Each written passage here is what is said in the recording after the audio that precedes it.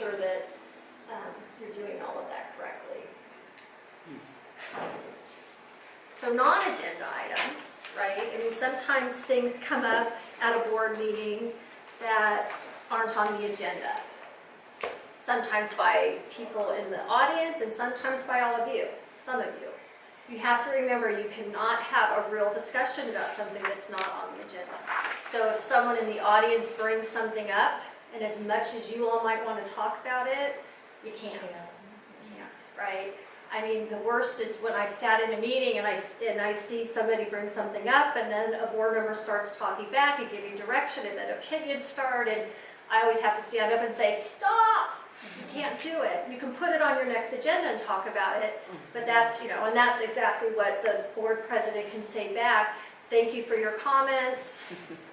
We will consider this we will think of considering this at a future meeting. You got to be very careful what you say, because you can't set policy or direction if it's not on the agenda. That's hard for you, right?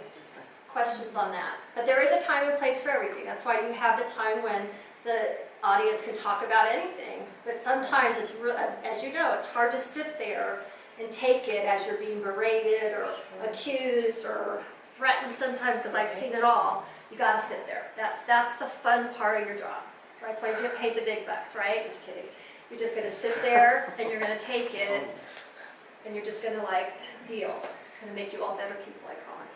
So yes. If somebody if a student comes into one of our meetings and they present something of concern or whatever, and we hear them out, and let's say they want to discuss it, is this something that we would let them know that is going to go on the next agenda, and they can come back and we can discuss it? Okay, so I don't remember in your constitution, does it talk about how things get agendized for the next meeting?